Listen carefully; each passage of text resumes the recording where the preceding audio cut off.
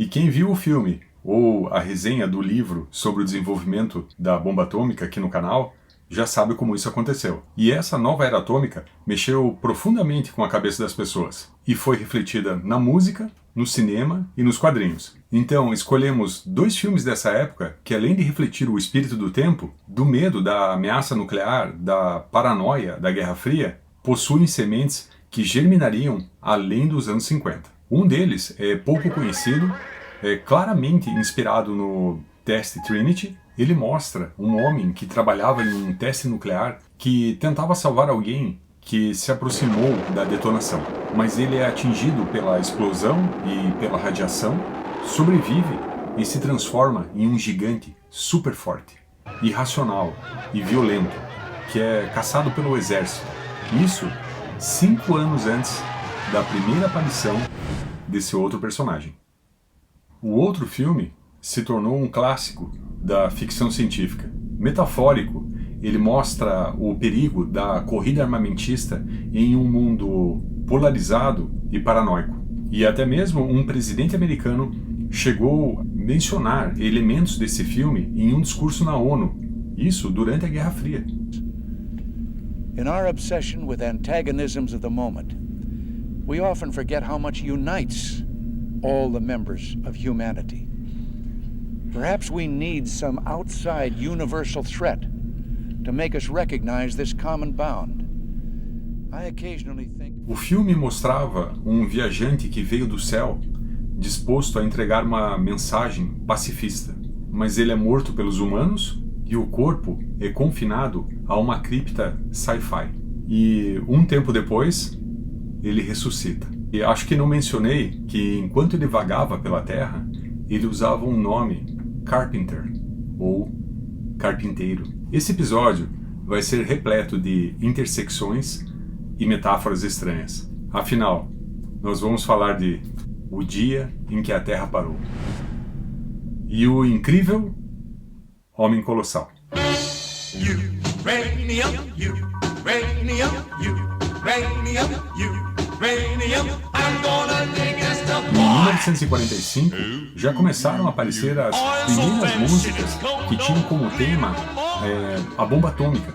Estima-se que da segunda metade dos anos 40 até os anos 60, pelo menos 100 músicas foram lançadas com esse tema.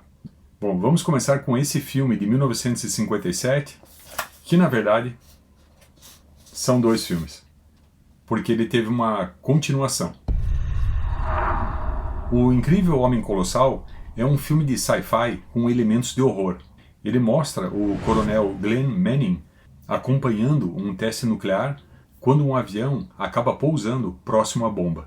Manning é avisado que o processo de detonação foi iniciado e que não tem como ser parado.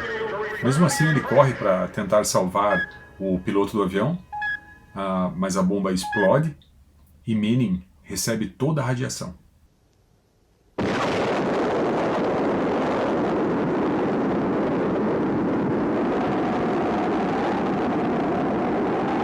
O coronel Manning ia se casar e a noiva dele acaba indo até o hospital e acaba descobrindo que ele milagrosamente sobreviveu à explosão.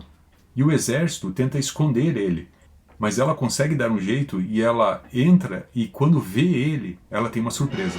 Manning se transformou em um gigante.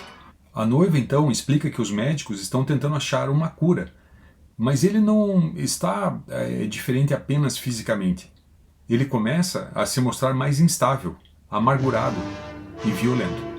E vestindo apenas um calção, um tipo de um sarong, ele escapa e vai em direção a Las Vegas. E o exército vai em sua captura tentando aplicar um antídoto.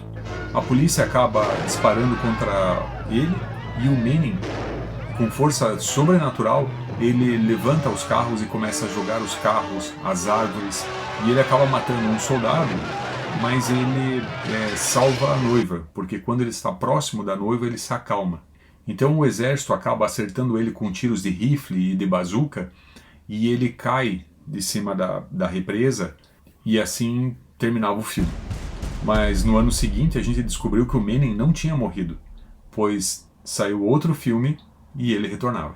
E 4 anos depois, em 1962, o Stan Lee e o Jack Kirby nos mostram pela primeira vez o seu personagem que também tinha sobrevivido a uma explosão nuclear. E como nós vimos, o homem atômico do cinema tinha suas raízes no horror. Já o da Marvel, ele começou com essas características também de horror, mas ele evoluiu para um super-herói. Temos um cientista que lidera um teste de uma bomba G para o exército. No filme, o sobrevivente nuclear se chamava Manning. Nos quadrinhos, ele se chama Banner. Banner descobre que alguém invadiu o teste e ele corre para salvá-lo. A bomba G explode e o Banner recebe toda a explosão e toda a radiação. Mas ele sobrevive. Quando a noite chega, uma transformação acontece. O Dr. Banner agora é um gigante, instável e violento, que pela manhã volta a ser o Banner. E à noite, foge do exército. O Hulk original não era da cor verde, e de acordo com o que o Stan Lee disse nesse livro de 1974, devido à dificuldade de manter um padrão de qualidade na impressão dos quadrinhos na cor cinza, resolveram tomar uma decisão de modificar a cor do personagem e escolheram a cor verde. E o personagem do Lee e do Kirby, ele tinha características de pelo menos 4 monstros: Frankenstein, o lobisomem, o Hyde, que era o alter ego do Dr. Jekyll, mas foi a característica do monstro atômico que cativou os leitores. E o conceito desses incríveis azarados radioativos do cinema se tornou incrível também nos quadrinhos. E 56 anos atrás, o Hulk apareceu pela primeira vez no Brasil nessa revista. A rara e cobiçada Super X número 0, da saudosa editora Ebal, ela foi distribuída gratuitamente, na época, nos postos da Shell. Apesar do miolo da revista ser todo em preto e branco, a editora Ebal deu um jeitinho de imprimir o verde característico desse homem atômico. E dentre todos os personagens da Marvel, ele foi o primeiro a se tornar um sucesso em uma tela. Nesse caso, a tela da TV. O outro filme é um clássico do sci-fi que chegava aos cinemas em 1951, no mesmo ano que essa comédia estreou. New Hollywood movie called Bedtime for Bonzo, starring Ronald Reagan, Diana Lynn and Bonzo, that amazing chimp. E o ator da comédia era o Reagan, que nessa época nem imaginava que um dia ele seria presidente dos Estados Unidos. E não imaginava também a impressão duradoura que o dia que a Terra parou deixaria na memória dele. Muitos filmes de sci-fi dessa época retratavam os alienígenas como seres perigosos. Às vezes funcionavam como alegorias da paranoia, da ameaça vermelha, da Guerra Fria. Mas o dia em que a Terra parou era diferente. Durante a maior parte do filme, não fica claro o que essa invasão alienígena teria como objetivo. E com tantas alegorias mostrando alienígenas como figuras maléficas, nós podemos imaginar o que o público esperaria que acontecesse nesse filme. Uma coisa era certa: essa invasão alienígena não era sorrateira. A cena da nave pousando em Washington foi considerada na época a melhor já produzida. No filme, a população assustada e o exército cercam a nave, e então o alienígena sai. E ele tenta entregar alguma coisa. Um soldado acha que aquilo é uma arma. E isso faz com que o robô saia da nave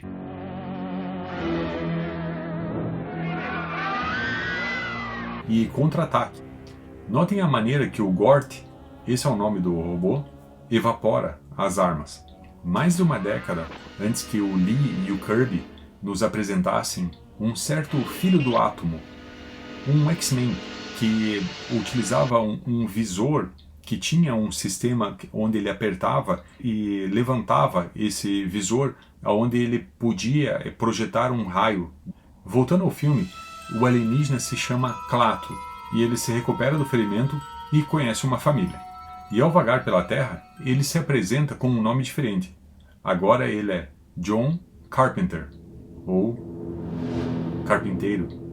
E a essa altura ainda não fica claro para o público as intenções dele, ou por que a nave dele está parada no meio de Washington com o robô estático parado nas proximidades dela. E o Klaatu tenta falar com todos os líderes mundiais, mas devido à polarização da Guerra Fria, ele não consegue. Então ele atrai a ajuda de um cientista que é uma clara alusão ao Albert Einstein, mas o Klaatu é morto. E o robô começa a andar, pega o corpo do Klaatu e, junto com uma mulher terráquea, ele leva o corpo para dentro da nave. E após um tempo que o corpo permaneceu dentro de um mausoléu na nave, ele volta da morte. E finalmente ele entrega a mensagem. And the threat of aggression by any group, anywhere, can no longer be tolerated. There must be security for all, or no one is secure. This does not mean giving up any freedom, except the freedom to act irresponsibly. We have an organization for the mutual protection of all planets and for the complete elimination of aggression. The result is we live in peace, without arms or armies, secure in the knowledge that we are free from aggression and war. It is no concern of ours how you run your own planet.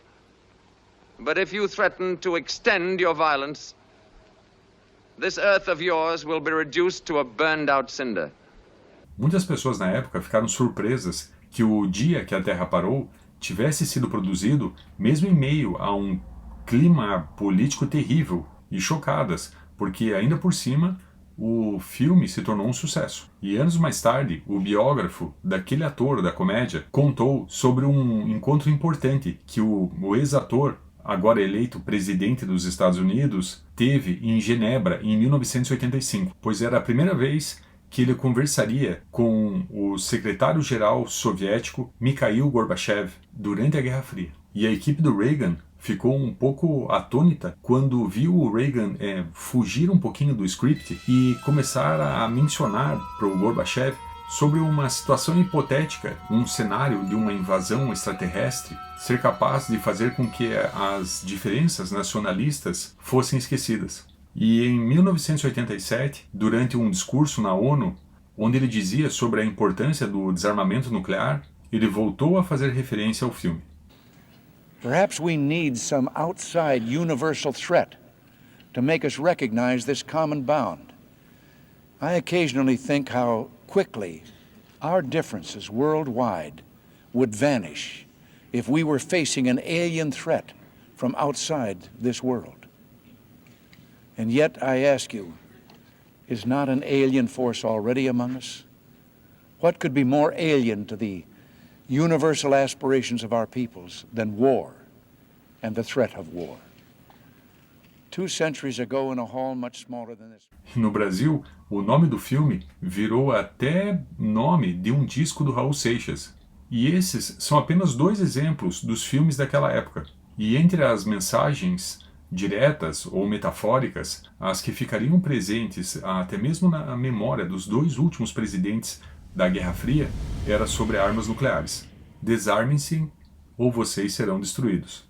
E bastava sair do cinema para ver que não existiam alienígenas pousando naves dentro de cidades, que o problema não era extraterrestre. E essas metáforas fazem a gente lembrar das palavras desse autor. A fantasia dificilmente é uma fuga da realidade. É uma maneira de compreendê-la.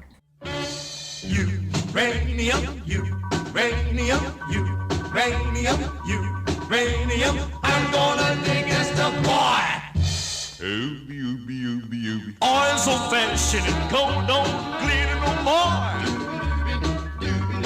Hey, oil so fashion and the gold don't glitter no more. Well, diamonds are common, baby, I'll tell you the score. Hey, packing up the borough, I'm gonna